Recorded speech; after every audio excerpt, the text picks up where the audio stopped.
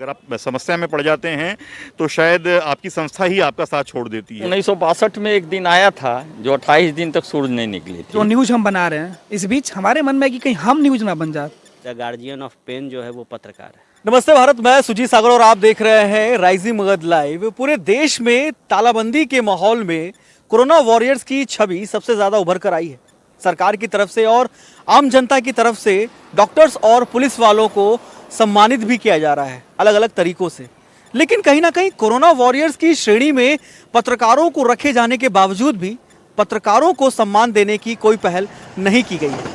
आज अपने इस एपिसोड के माध्यम से हम पत्रकारिता जगत से जुड़े हुए जो वैसे पत्रकार हैं जो ज़मीनी स्तर पर खबर लाकर आप तक पहुंचा रहे हैं, हम उनसे बात करेंगे अपने इस एपिसोड में और उनसे इस तालाबंदी के माहौल में उनके विचार जानने की कोशिश करेंगे कि उन्हें किस तरह की समस्या आ रही है इस तालाबंदी में और साथ ही साथ उन्हें कितना डर लग रहा है। जितनी बड़ी जिम्मेदारी देश के डॉक्टर्स पे, नर्सिंग स्टाफ पे या फिर सेना पे, पुलिस फोर्स पे है, उतनी ही जिम्मेदारी जो है इक्विवेलेंट जिम्मेदारी पत्रकारों पे ही। और हम पत्रकार न्यूज़ कवर नहीं करेंगे, फील्ड से डर कर भागेंगे तो फिर गलत होगा, लोगों तक सूचना नहीं पहुंच पाएगी। सबसे बड़ी बात की है, कुछ लोग कह रहे हैं कि पत्रकार जो है क्यों इस वक्त काम करे। ऐसा नहीं होना चाहिए। पत्रकार अगर काम नहीं करेगा, जर्नलिस्ट अगर काम नहीं करेगा तो सूचना लोगों तक नहीं पहुँच पाएगी। अगर पत्रकार के साथ दिक्कत क्या होता है कि उसके आगे पीछे बहुत ज़्यादा लोग नहीं होते हैं। अगर आप समस्या में पड़ जाते हैं तो शायद आपकी संस्था ही आपका साथ छोड़ देती है। ये लगभग हर जगह सही बात है।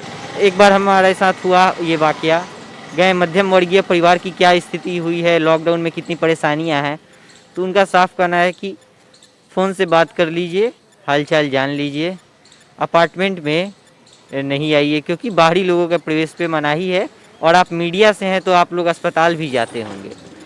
देखिए, आपकी पूरी टीम को हमारी तरफ से बहुत बहुत शुभकामना कि आपने एक अच्छा प्रयास किया है और ये वक्त देश के साथ महामारी का है और इसमें खड़ा होने का है। देश के साथ सब लोग खड़े हैं।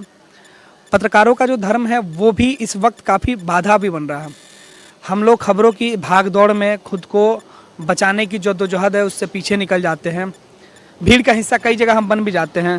लेकिन आज कोरोना जैसे वैश्विक महामारी के बीच में मन में एक संकट है कि जिस खबर को हम करने जा रहे हैं, कवर करने जा रहे हैं या जो न्यूज़ हम बना रहे हैं, इस बीच हमारे मन में है कि कहीं हम न्यूज़ ना बन जाए। और सबसे ज़्यादा तकलीफ़ कब होता है सुजी, जब आप शाम को घर लौटते हैं और परिवार के लोग आपके पास जब उनकी नज़रें पड़ती हैं ना, बड़े मन में संशय आ जाता है कि उनके साथ किस तरीके से फेस हो। गणेश सम्राट एक पत्रकार हूँ, मामूली सा, खबरों में रहना, खबरें बनानी और लोगों की आवाज़ सुनने की आदत है। कलम की रफ्तार मेरी भले ही थोड़ी सी धीरे हो जाए, उस धार में थोड़ी सी कमी ज़रूर दिखे क्योंकि वैश्विक महामारी है, पर इरादे आज भी उतने ही बुलंद है। चट्टानों की तरह आज भी लोगों की आवाज़ बनने की जो मुहिम है, जो ललक है, जो इच्छा शक्ति है, वो प्रबल है। डर तो सबको है, ऊपर से लेके नीचे सबको डर है। लेकिन इसमें जो हम चौथे स्तंभ कहे जाते हैं पत्रकार, ये मान कर चलिए कि हम अपना फ़र्ज निभा रहे हैं इसमें। देखिए, बहुत ज़्यादा बदलाव आया है, वो आप खुद महसूस कर रहे हैं, आप खुद काम कर रहे हैं। जो काम हम करते हैं वो काम आप भी करते हैं। अच्छे दिनों में काम हम करेंगे तो ख़राब दिनों के लिए भी हम ही हैं, इसलिए हम लोग इतना ज़्यादा टेंशन नहीं लेते। करना है तो करना है। देखिए, सबसे बड़ा बात है कि अगर करंट सिचुएशन जो है अभी यहाँ के, तो पटना तो रेड जोन में है और तो हम लोग के लिए चैलेंजेबल तो है ही। उसके बाद है कि खुद का प्रोटेक्शन खुद ही करना होगा। भावनात्मक मैं आपको बात बताना चाहूँगा कि सबसे मतलब वो बुरा वक्त कहिए या वो क्या होता है, जब सबसे प्यारा हमारा जो डॉगी होता है, जैसे ही आप घर में एंट्री करते हैं और वो आपके पास आता है, वो चाहता है कि आप उससे प्यार करें, मगर आप कहीं ना कहीं इतने डर में होते हैं कि अपने डॉगी को भी अपने पास सटने नहीं देते हैं जब तक आप नहा न ले, अपने आप को सैनिटाइज न कर ले। तो कहीं ना कहीं कुछ समस्याएं तो हैं। इस वायरस से समस्या हमें क्या, पूरे विश्व को है, पूरे देश को है, मगर उससे भी लड़ते और जूझते हुए हम पत्रकारगण लगातार काम कर रहे हैं। एक समस्या ये भी आती है कि पहले जहां हम इंटरव्यू लेने जाते थे तो वहां हमें घर के अंदर बुलाया जाता था, इंटरव्यू दिया जाता था, मगर अब ये बातें हो गई हैं कि अब कोई भी गेस्ट हो, हम उनका इंटरव्यू लेना जाते हैं, उनके घर तक जाते तो जरूर है, मगर वो कोशिश करते हैं कि हम उनको उनके दरवाजे पे ही उनकी बाइट ले ले, उनकी खबरें कर ले और उसके बाद प्रणाम करके हम चले जाए। तो हर कोई आज सोशल डिस्टेंसिंग को फॉलो कर रहा है और हर कोई चाह रहा है कि उनका खबरें भी प्रसारित हो। हम भी चाहते हैं कि खबरें भी दर्शकों को दिखाएं, मगर इस संक्रमण से अपने गेस्ट को भी बचाएं और अपने समाज को भी बचाएं। नीरज त्रिपाठी, ईटीवी भारत से, मैं क्राइम रिपोर्टर। हम शेखर जर्नलिस्ट हुए, बिहार का सबसे पुराने जर्नलिस्ट। पत्रकारिता क्षेत्र से आप कब से जुड़े हुए हैं?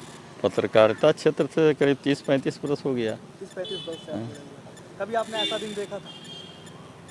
नहीं, ऐसा दिन तो नहीं देखा था, लेकिन 1962 में एक दिन आया था जो 28 दिन तक सूरज नहीं निकली थी, तो उसमें चिड़िया चुनगुन मर जाती थी, लेकिन ये कंप्लीट ये मैंने उसमें था कि उसमें छुआछूती सब नहीं थी। यदि पत्रकार एक बार अनाउंसमेंट करके छोड़ दे तो फिर देश दुनिया पूरी ख़त्म, न्यूज़ ख़त्म हो जाएगी। लेकिन उस पर नरेंद्र मोदी जी को से मेरा अनुरोध है, या नीतीश कुमार से भी अनुरोध है कि ठीक है, नरेंद्र मोदी ने नहीं किया तो नीतीश कुमार को भी बिहार के तरफ से पत्रकार पर यह चीज़ करना चाहिए। द गार्जियन ऑफ स्काई कल जिस तरीके से हवाई जहाज़ से फूल बरसाया गया था, तो आप कह सकते हैं कि द गार्जियन ऑफ पेन जो है वो पत्रकार है। तो कहीं ना कहीं हम सारे पत्रकार इस तालाबंदी के माहौल में काफ़ी डरे हुए हैं और डर इस बात को लेकर सबसे ज़्यादा है क्योंकि हम फील्ड में उतरकर आप तक खबरें पहुंचा रहे हैं। साथ ही साथ ये भी खतरा बना हुआ है कि हम अपने परिवारों तक कहीं शायद कोरोना तो नहीं पहुंचा रहे हैं।